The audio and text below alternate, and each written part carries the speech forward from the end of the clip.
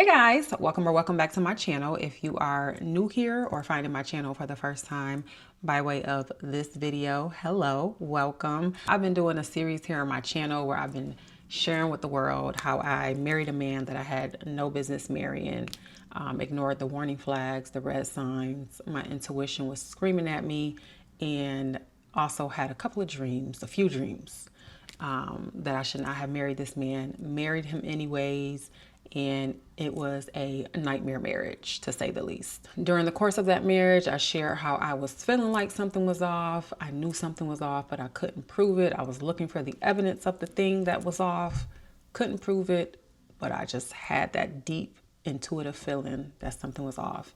And in March of 2023, my feelings were confirmed and verified, because from that point on forward, all of this man's skeletons, lies, secrets, and deceits begin to just come out by way of his own mouth in confessions. I'm here to be a cautionary tale that I put myself in a position that I should have never been in. Had I listened to my intuition, had I not ignored the red flags, had I took heed to everything that was in front of me. I said in my very first video, I really put myself through things that I never should have went through. And what I will say is, when you do something like this once, it's something that I will never ever do again, okay? And so today we are officially wrapping this thing up. On my last video, I told you all to leave me some questions so we can officially wrap it up. Because I know a lot of people have had questions.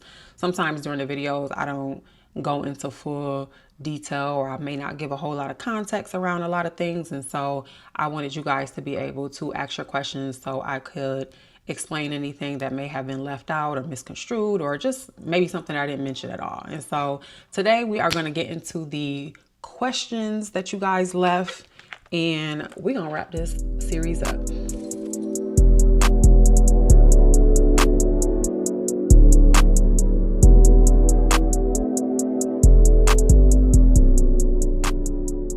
Okay, so I've screenshotted about 20 questions here, because I felt like 20 was enough that I could possibly get through. I don't know for sure. I'm going to try to see if I could get through all 20. Let's go ahead and get into it. So the first question says, question for your upcoming Q&A. Prior to marrying the ex-husband, was there anyone close to you, family and or friends, who were advising you to not do so? If so, do you recall what they told you and what your responses were? That is a great question. Thank you for asking that. The short answer is no. Nobody advised me not to marry him, friends or family. In fact, here's the thing. Everybody was actually very happy for us getting married. He presented as the good guy. He was very charming. He was very social, had a good sense of humor, very fun, very generous. So he showed up like kind of like a hero. Like he was the good guy. He showed up like the good guy, like, oh yeah, he's a good one. I remember my grandmother even being like, yeah, I'm so happy for you, and he's a good guy, and he was sent by God. And he probably was sent by God, though, to teach me a damn lesson. He was. I do believe that. Nothing is a mistake. Nothing is an accident, But no one was advising me not to. Everybody was actually very supportive, very encouraging. People were very happy for us. They thought that we were we were going to be great partners in marriage. And so that's why you can't listen to anybody, whether they're telling you to do so or not to do so, because the reality is I was seeing the red flags. I was seeing things that made me kind of a little skeptical and made me side-eye him. And those are things that they obviously didn't see because they didn't live with him and they weren't with him every day. But from the outside looking in, everyone thought that he was the good guy, a great catch. And no, he was coming to destroy me. So no, nobody advised me not to. Okay.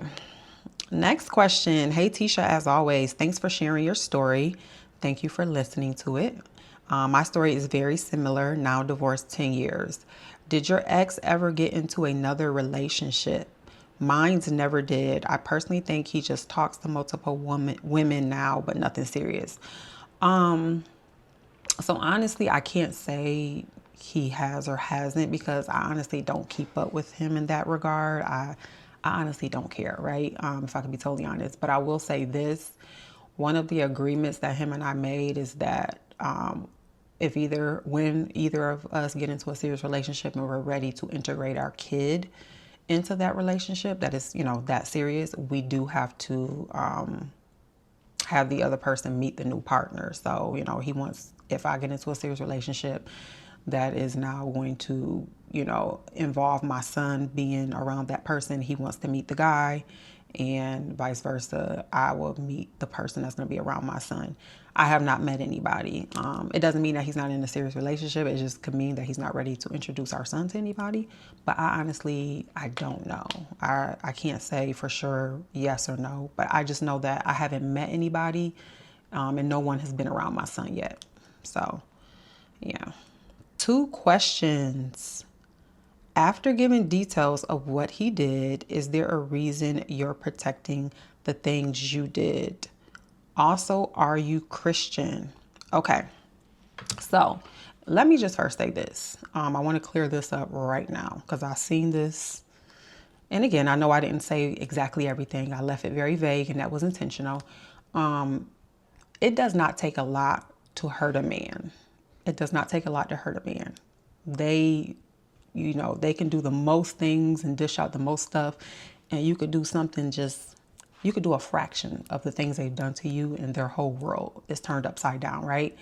With that being said, y'all, I know y'all don't know me personally, but I'm not the woman that's going to be going around sleeping with a bunch of men to hurt somebody.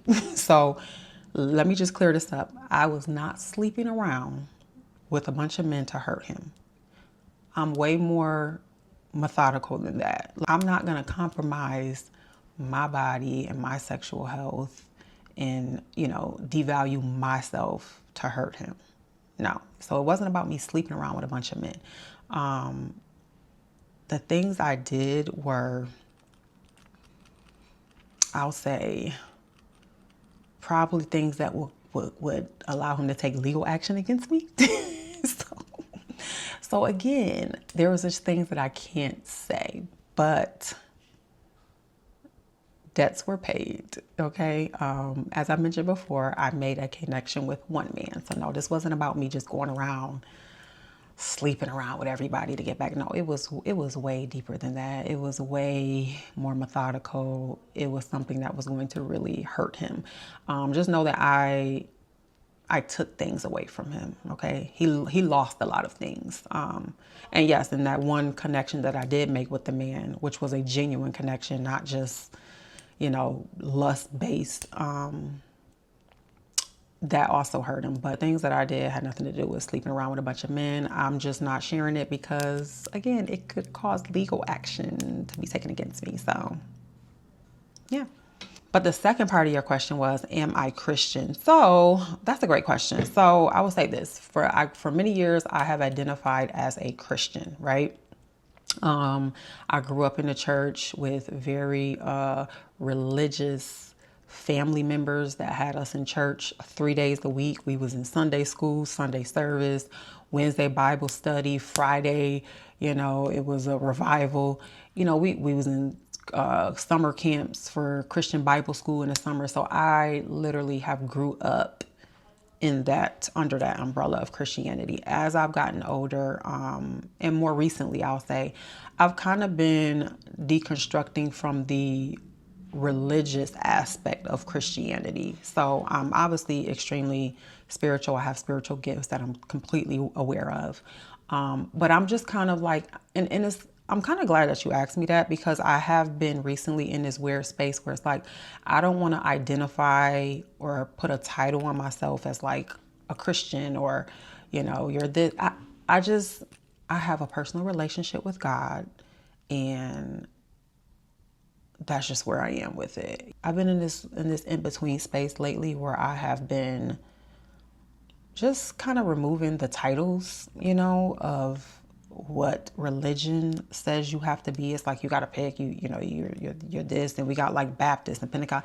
It's like, all of that is too much. I have a personal relationship with God and I'm focusing on that. So, I mean, I guess if you want to call it Christian, if that's, but I just have a personal relationship. I know that I'm very spiritually inclined and I have a lot of spiritual gifts and, I see things, I feel things, but I don't know. I'm kind of starting to get away from subscribing to that title of like, I'm a Christian. I'm a spiritual being having a spiritual experience, and God is my source. And that's just where I am right now. Okay, next question. I do have a question, Tish. How were you able to sit with your pain? What did you do to cope with the deviation? Ooh, that's a good one. A lot of times people have like this one ideal of what coping and healing is supposed to look like, right? And I said this before on another platform. Healing for everybody is not always straight. It's not always linear, if I'm saying that correct. Linear. Sometimes healing looks like going backwards. Sometimes healing is going to the pits of hell. Sometimes your healing process looks like you doing all the wrong things first, right? And I think sometimes people want to hear like something so inspirational and profound, like, oh, I began to meditate and I started journaling and I went and I touched grass and I affirmed and while all of those things, while all of those things are great and I believe in all of those things, that's just not always the reality of healing for everybody. Not in that format, at least. That may be a process along the way. So, saying all that to say, my healing was not at all, or the way I coped with the pain was not at all healthy, right? I can completely acknowledge that. Like I said on my last video, when stuff started coming out, I was enraged.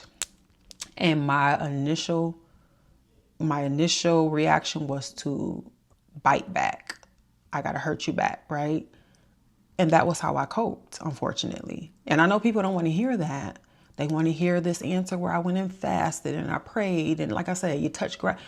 That's just not my story. That's just not what I did. And I'm okay with that. My healing did not go straight up.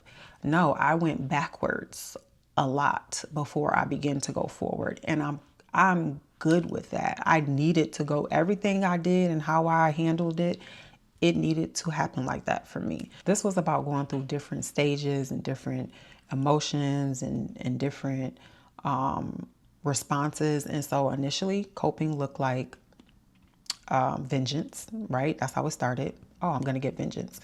And again, as much as, some people may not want to hear it, that helped me cope.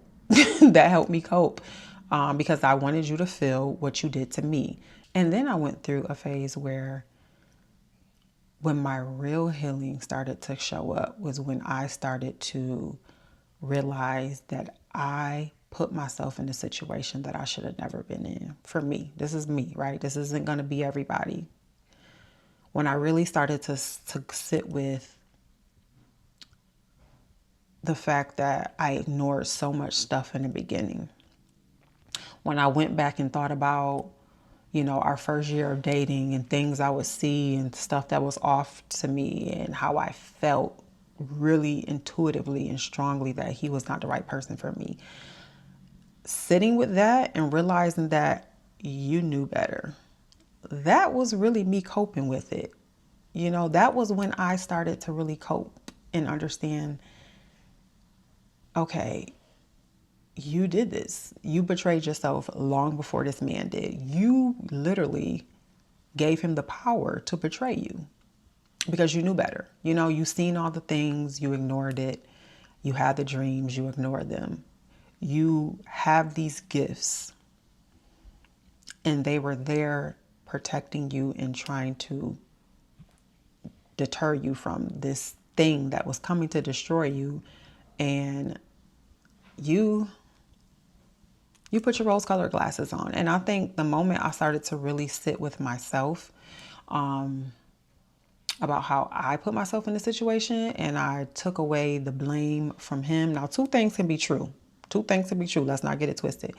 He's still a terrible person, right? It doesn't take away from the fact that just morally, you just shouldn't treat people like that, right? But he's still a terrible person. But also, there were so many things in the beginning that I ignored. And so I had to stop looking at everything he did and I had to focus in on me and how I was the number one cause of my own misfortune in this marriage. You know, how I was, how I put myself in this situation that essentially was set up, was meant to destroy me. Next question. Even though you chose him, you didn't choose his shenanigans. Great series. Thank you. Can't wait to see what else you have in store for us. My question is, how is the relationship between y'all today? Do y'all co-parent? Great question. So, surprisingly enough, we are very civil. It's co-parenting with him is very easy.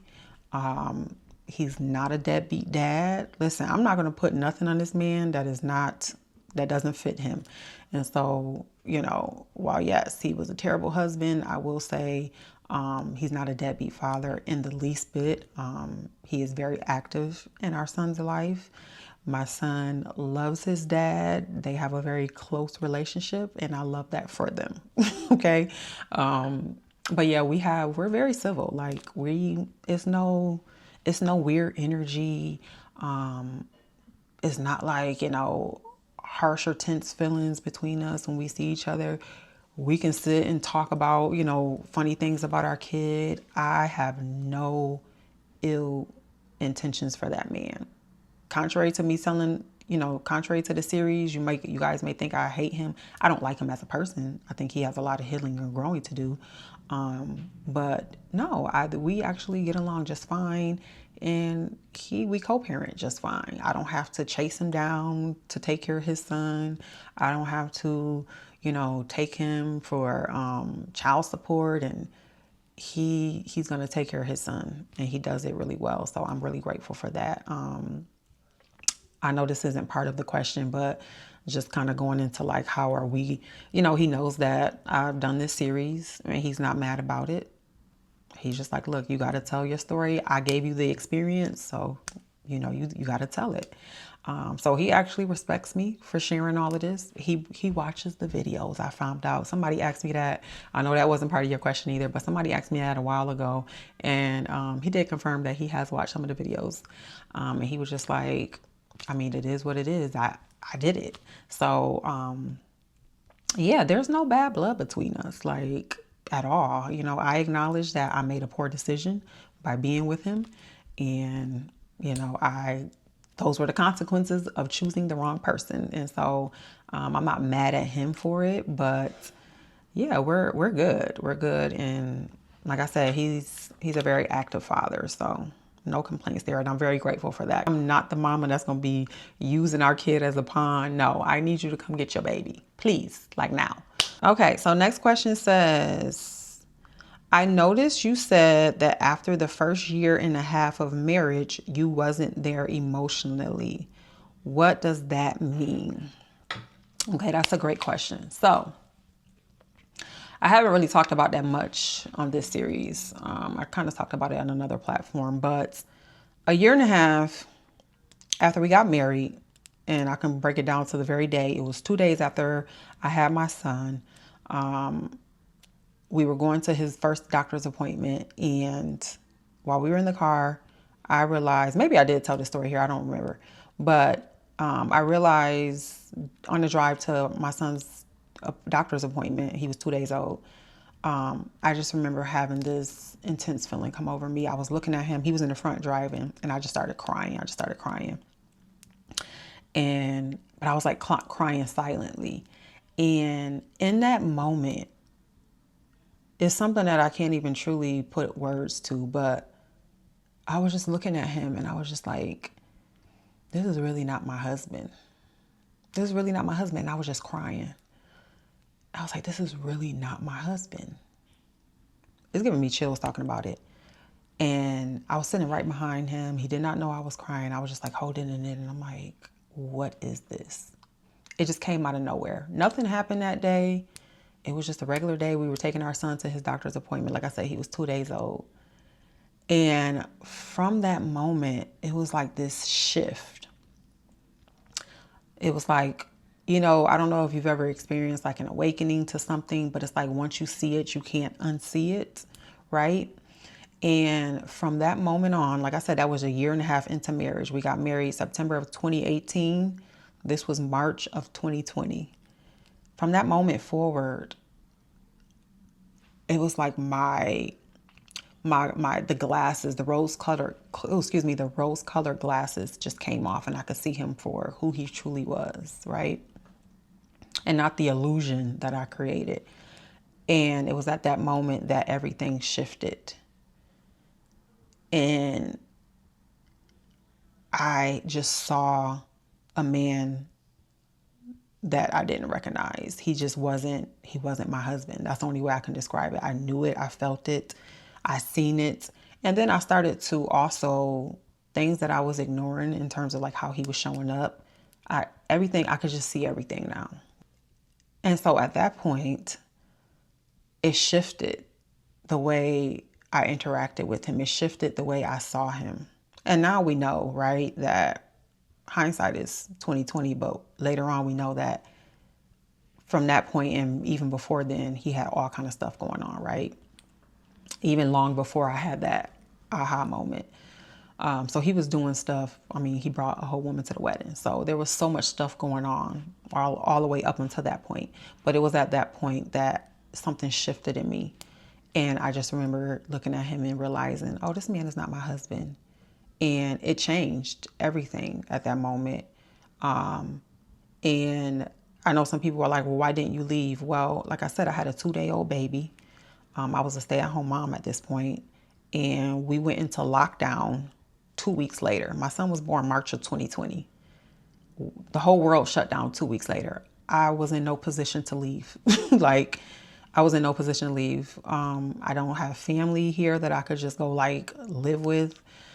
My parents live in another state. So I wasn't in a situation or in a position that I could just, oh, this is not my husband, let me leave. At that time, I just wasn't. And unfortunately, I ended up in that situation for 3 more years. I went through a very severe postpartum depression for the next few years. It was really, really bad. I felt very isolated due to COVID. Like going through postpartum on top of COVID was so debilitating for me. I had no outside support. I didn't have a village. I felt so isolated. I felt so lonely because nobody could be around, My father has very severe asthma. My mother she's not in the bed. It was too risky for them to try to come out and come over. And so it was just like, I was just not in a position to leave. I mentally, emotionally, physically could not. And so I just kind of had to suffer through. And so 3 years later, literally to the month, because remember, that awakening happened in March of 2020, and everything finally hit the fan in March of 2023, and where I was like, okay, I'm done. And so, yeah, I had to suffer through for 3 more years. But had I been in a different position, or had I had family or my parents closer to me, I most definitely think I would have left in 2020 for sure. But yeah, so that's how emotionally things shifted for me. And again, by 2023, we found out that he was not at all the man that I thought he was. And he, in fact, was not truly my husband. He was just the man that I married, right? Thank you for that question. That was a great question. So this one says, do you think he genuinely cared about you at all? Genuinely? No.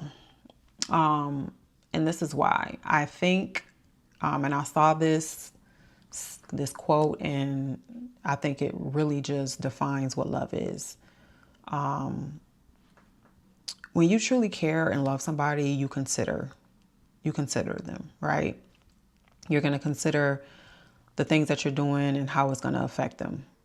Even with me hitting that point a year and a half in where I realized he wasn't my husband, and things shifted for me internally, emotionally, I never stepped out on him. I never would. I never thought about it. I never had a desire to. Even when we were the most disconnected, I still would not have done a fraction of the things this man did to me. And it was simply because I still considered and cared about him. You know what I mean? And I did not want to hurt him. At that point, I didn't.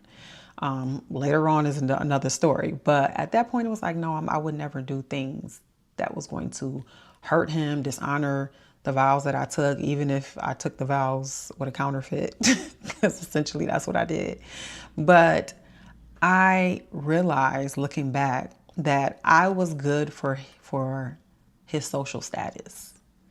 I was good for the image he was just trying to create for himself. You know, I mentioned before we moved here in 2016 to the Carolinas, and very quickly, you know, he grew in his career, and, you know, he hit six figures very quickly. He went from making, like I said, 35 to 40,000 a year when we met. And mind you guys, we were in our 20s when we met, by the way. So, you know, at 25, he was making 30 to 40,000. I guess that's normal for that age. And we're talking about, you know, 13 plus years ago. But he's now making six figures, you know, within a year and a half of moving to a new state. And so I think that also played into his ego and him, you know, having this newfound, you know, wealth, so to speak. And so I just really believe it was just him creating the overall aesthetic of what a wealthy man or an established successful man has, especially because once he moved here, the type of people he was around changed. Like once you start making, you know, a different type of money, you're around people in different, you know, in different tax brackets. So now he's around men who are making six figures and, you know, all these wealthy people, and they're married and they have all these established lives. And I feel like he was trying to just create that overall aesthetic for himself, right? And so, and I'm not saying that he didn't want to get married, because I know from the day one meeting him, he was always talking about wanting to be married. But I think that marrying me was more about status than it was about I'm so in love and I care about her. But no, I don't think that he genuinely cared about me. I think I was just good for his overall aesthetic. So he could just, you know, yeah, I'm a married man with a house, the car, the income, and it just fit, you know, the American dream that he was striving for. I took revenge too in my last marriage. Good for you, girl. And yes, they need a taste of their own medicine. Love this. Sometimes they do. And again, I'm going to say this. I'm not encouraging. I'm not recommending. I'm not selling revenge. I'm not saying if you get cheated on, go seek revenge. I'm not saying that. I'm not saying that. I am not saying that. What I'm saying is that's what I did, and that's what she did too. Okay. So this is just me sharing my story, and I'm being honest. It is what it is. Sometimes they need a taste of their own medicine. The question is, where is he now? Do y'all co-parent? So I definitely mentioned the co-parenting question earlier. Yes, we co-parent just fine. He's a great active father. No problems with co-parenting with him. Very easy. Where is he now? I mean, he around, girl. Like he around, you know. We got a kid together, so we gonna be around each other for a long time. But yeah, he's around. I don't even know how to answer that question. Like he ain't around me, you know, but he's around his son. But he's around. Thank you for your question, girly. My question for the Q&A is, why do you think, or did he tell you why he invited her to the wedding? And why do you think she came? I mean, first of all, I just think that they're both just two gross people, right? You just got two very low functioning people that are wicked. And so I think her coming was, you know, she just wanted to be a monitoring spirit. I want to come and see. I want to come see everything. You know, you got to think, if a woman is actively playing the role as a girlfriend to a man who is now getting married, she wants a front row seat into what that looks like. She wants to see what that looks like. And so I just think that she just wanted to be nosy. She wanted to come and see. She wanted to come and see how I look, what the wedding was given. It was a monitoring spirit, you know. She needed to be, because the thing is, oh, here's the other thing. I don't know. I'm pretty sure she did not come to the ceremony. I gotta confirm, but I don't think she came to the ceremony. She came to the reception, and she left like way early, like long before the reception ended. So it was like, you know, again, she just wanted to come in and just be a monitoring spirit, just see what I don't know if it was like, I want to see how they interact. I want to see what the wedding looked like. But as far as him and why he invited her, just nasty and wicked. You know what I mean? Just being low down. Like, it's like, because what real reason would you have? I never directly asked him, like, why would you do it? Or maybe I did. Everything is so blurred, but I can't even think of what he would have said that was a valid reason. You know, it was just, he was operating very nasty. He's just a wicked man. You know, he's just a wicked, low down man. And so their actions and why they do things, it's just because they're just evil. They don't consider anybody. They don't care about anybody. And it's almost like everything they do, when you're that wicked, you're doing things with the intent to be harmful and hurtful, you know? And so even when I think about how he was treating people that he considered friends and acquaintances, it was like, it was almost as if like his whole objective in life was just to hurt people. And so I just think he just didn't care, because he's just a wicked person, you know, and he just doesn't care what he does and how it's going to affect or hurt other people. But yeah, I definitely don't feel that you're a vengeful person. Being betrayed and then kicked while you're down repeatedly at that, causing you to retaliate eventually, isn't vengeful. 100% agreed. And just to piggyback on that, everybody has a breaking point. I don't care how morally, you know, grounded you are. And maybe some people don't. I don't know. But for me, you know, I can only speak for me.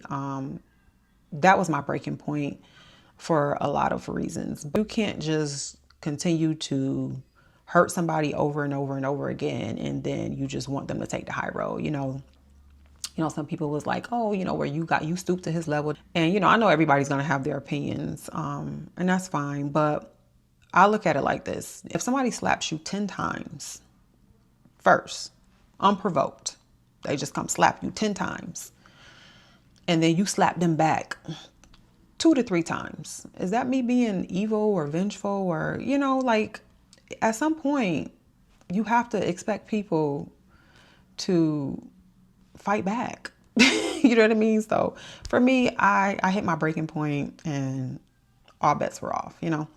Okay, so some of these questions I am going to skip over because they are like repetitive and I've already answered them. Next question. You may have addressed this in a prior video. Why do you think you ignored your gut instinct, red flags, and God and marry him anyway? That is a great question. That's the question. Why did I ignore everything? So first and foremost, what I realized about myself then that I didn't know, obviously, because when you're in the picture, you can't see the frame, is I was completely low functioning myself. Okay, let's be clear. At that time, I thought I had it all together. I thought I had it all figured out. You know, I thought I was in this really good place emotionally, mentally. And looking back, what I realized is that I had my own internal voids and things that weren't really settled within me. So I wasn't operating from a whole place. I really wasn't sure of who I was. I wasn't really sure of what I wanted or what I needed. I didn't have clear set boundaries on what I wouldn't accept, or just like non-negotiables. I didn't have any of those things in place. And I realized that now looking back, like, wow, you was just kind of going into like dating and justifying everything because you wasn't even secure in who you were and what you wanted. As I said before, the woman I am today, I would have never ignored those things. But, 13 plus years ago, I did. And it was just me realizing that, like, wow, you were really low functioning too. You were really operating from an insecure place. There were a lot of things that I was still dealing with internally that I wasn't aware of. I had no true sense of self, right? I had no true sense of self. I didn't have clear boundaries. I didn't have non-negotiables. I didn't truly take people for who they were. And I was rationalizing everything away and trying to make everything minimal, right? And it's because I had no sense of self. What I mentioned this before, I was in total peace, y'all. Like I wasn't looking for a man. Didn't want a man. Wasn't seeking one, praying for one, nothing. Like I had just moved into this new place that I had been wanting, and I was settling in and I was just at peace. And so when he came in and all of these red flags started showing up, what I realized now that I didn't know then is, number one, yeah, I had no sense of self, but I think that because I thought I had it together at that time, that relationship was really revealing to me that I did not. I did not have a hold on it. I was not as confident and secure in who I was and what I wanted and what I wouldn't tolerate as I thought I was. Because Tisha today, like when I tell you that being with that man has made me overly sensitive, like I'm not having none of that. I'm not having none of that. Like the things that I saw then, no man could ever come with any of that. And I'm proceeding. Even with my gifts and the dreams and me feeling it. And if you are not functioning in a higher version of yourself, your gifts don't matter. Because you're going to do exactly what I did. Ignore them. Like I literally had all of these things warning me and showing me that this was not the right decision to make. And I ignored it. Lack of self-worth. You know what I'm saying? Just functioning low. No sense of self, of who I was, of what I needed, of what I deserved, of what I wouldn't tolerate, of what was a non-negotiable, setting boundaries. And so when you're operating from your shadow self, you will fall for anything. Now, because I'm completely aware of who I am, what I deserve, what I want, what I won't tolerate, my non-negotiables, the boundaries I have, you can't come to me. You cannot, nobody can come to me. And I'm talking about even in friendships, not even just in romantic relationships, friendships as well, because you have to set standards for your friendships as well. You know what I mean? And so for me, it's just, I realized that there was just no sense of self I had. I was functioning low. Didn't realize it at the time. Like I said, I thought I had it all together, thought I had it figured out, thought I knew what was best. And so that caused me to ignore everything that was in front of my face, minimize it all, make it all smaller, make it like, okay, this isn't a big deal. Oh, okay, he can change that. No. Believe people when they show you who they are the first time. I know that's a cliche saying, but it's real. When they show you who they are the first time, believe them. Don't go into it with an expectation that they're going to change or that. And I never thought I could change him. That was never my mindset. But I just thought that, okay, he can grow from this. He's growing. He's evolving. No. You need to meet a person who is already evolved, especially in this big age. You know what I mean? I get at that point we were in our 20s, but now, no. So yeah, when you have no sense of self, of who you are and what it is you deserve and what it is you need, you will fall for anything. You will accept anything. And so that's why I ignored a lot of those things that I saw. And unfortunately, it cost me. So don't be me. Okay, and I'm gonna make this the last question because this video is getting a little long. A lot of the questions that I screenshotted, they were kind of repetitive. So I know I didn't go through 20 questions, but a lot of them were kind of just like asking about how we co-parent, how's our relationship, or they was like, I had like 3 different questions about if anybody in our family was against us getting married. So a lot of them were actually repetitive. I didn't realize that when I screenshotted them. I'm sorry. But we're going to go ahead and wrap it up with this last question. So what happened with the crash out? What was the places? And are you dating now or still healing? You fill my heart with your genuine presence. Oh, thank you, baby. I pray for your continued growth and prosperity. I'm happy for you. Thank you so much. That means so much to me. Thank you so much, girly. Okay, so your first question, what happened with the crash out? So again, I'm not going to divulge everything, but I'm going to give you guys something. So basically, he found out about the one connection that I made. And again, I know I mentioned this in the beginning. I was not sleeping with a bunch of men. I made one genuine connection with a man. And it was a genuine connection. It wasn't about, trying to be vindictive towards him. It wasn't about, oh, I'm just going to go get my rocks off to prove something. No, I genuinely connected with this man. I genuinely enjoyed his time, his presence, his energy, his mind. We made a genuine connection. And so, because at that point, like I said, I was done. This was a year and some change later after everything started coming out. And so for me, I was just like, yeah, I'm just going to go, I want to go meet some new people. Me and this guy was not at all, I wasn't trying to get into a relationship. Let me be clear. Wasn't trying to get into a relationship with this guy. He was very aware of what was going on. I was very transparent and honest about what was, going on with my marriage and how things were unfolding. And I was coming out of that, and he was completely aware of everything. I'm a very honest, transparent person. I'm not lying to nobody. I'm not keeping no secrets. Either I'm not going to, if it's something that I don't want you to know, I'm just not going to tell you. And I'm going to let you know I'm not going to share that. But it's not even like I'm omitting information. But saying all that to say, he found out about that connection, along with some other things. And the other things have nothing to do with other men, but just some other things. And he got violent. He got violent. And I will say this man has never, in all the years we've been together, been violent. I have never seen, and let me say this. This is how, when people say you could be with somebody for years and still not know them, you can be with somebody for 30 years and not know them. Because in all the years we have been together, I had never seen a violent streak from this man. Yes, he is a dog. He is a slut bag. He is a whore. But I had never seen him violent. He had never even raised his voice at me. I have never seen him during our marriage even angry. Even when we would have like disagreements, he was never angry. He was never aggressive. He was never, combative or condescending towards me. He was always very level-headed and even tone. So I would have been the one to be like, oh yeah, no, he doesn't get like that, because I've never seen it until this moment. It's in him.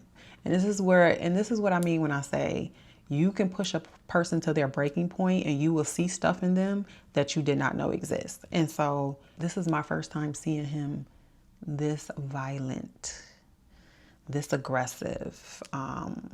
And so I don't want to detail everything he did. But yeah, I had to call the police, because I could not calm him down. Once he snapped, he snapped.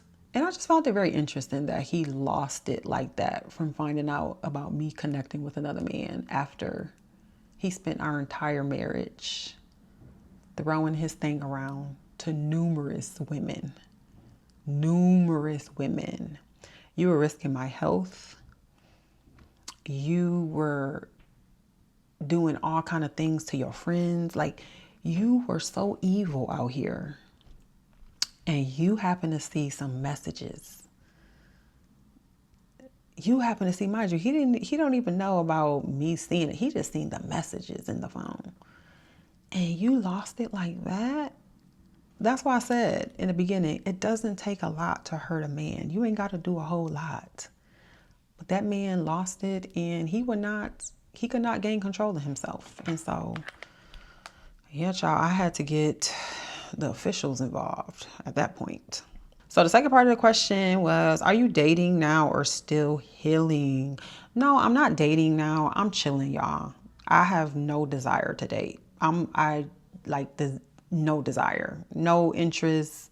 I am just enjoying spending time with myself, with my friends, my family.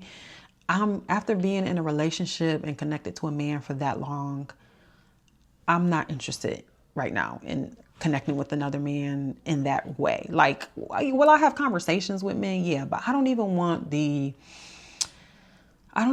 commitment of like dating right now, to be honest with you, like going on dates. I'm not interested in that right now. Not right now. And eventually I will, but right now I'm good. Men are constantly trying to date me, but I'm not interested. I'm not interested in dating right now. I have no energy for it. It's just not something that I want to even make room for.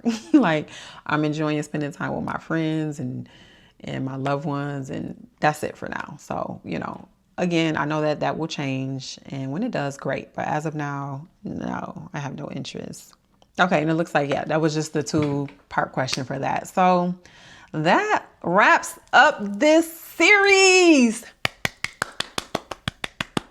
Because I'm done talking about it. Yeah, I'm done talking about it. I needed to talk about it. I needed to, and now I'm over it. And now I'm done with it. And I thank you all for listening. I appreciate all of your support, all the comments. It's been a very interesting experience, but I feel so supported. I feel so much love from a lot of you. Like I said, so many people email me and reach out to me personally all the time. So I'm just grateful for the community of women that I've been able to create from this. But yeah, that was my story, y'all. That was my story of marrying a man that I had absolutely no business marrying. And like I said, don't be me. If you are watching this, you are dating or in a relationship and you are seeing things, you are feeling things that you know are off, please don't rationalize it away. Don't make excuses. Don't minimize it. Don't tell yourself that you're crazy. You should just ignore it. Also, don't expect someone to change if they are displaying behaviors that do not align with the type of person you want to be with. Don't stay there with the hopes and expectation that, oh, they'll change, or maybe they'll correct this, or maybe it'll get better. You cannot. You want to enter into a relationship with a person who is whole, but you also have to be whole yourself, right? And so, like I said, that was one of the things that I had to realize, is that when I met that man, I didn't have it together as much as I thought I did. There was things within me that were still a little, needed to be, I had no sense of self like I thought I did. And again, now I'm very much clear on who I am. I'm very clear on what I want, what I deserve when that time comes, what I won't accept. And let me just say this to end it. It does not take a long time to figure out that a person is not meant for you. If a person is not meant for you, I promise you, you're going to catch it within the first couple of conversations or within the first date or 2. It doesn't take long. What it is we just see those things very early on and we keep bypassing it. I have had a conversation with a man recently who was interested in me, and I was actually a little interested in, just getting this, know him, because, he's a very attractive guy. And I was like, okay, let me see where his mind is. Y'all, the first conversation we had on the phone, I was like, yeah, let's wrap this up. Yep. Nope. It's a no. Tisha, 13 plus years ago, I wouldn't have wrapped it up. I would have had another phone call with him. I would have probably been on a date with him. I would have continued to entertain him because I would have made excuses for the first phone call. Don't do that. Like, a person is going to show you exactly who they are within the first couple of meetings, conversations. You'll know for sure if this is something you should continue on or if you need to walk away from. And sometimes maybe the signs don't come to maybe the first 30 days, but they come fast. If they're not meant for you, you're going to know very quickly. It doesn't take a long time to figure out that someone isn't meant for you, right? So thank you guys again. Drop down in the comments and let me know what you guys think. And once again, thank you for sticking through this series with me. I know it was a lot of heavy, dark stuff, but I appreciate you all. And I'll see you on the next video. Bye.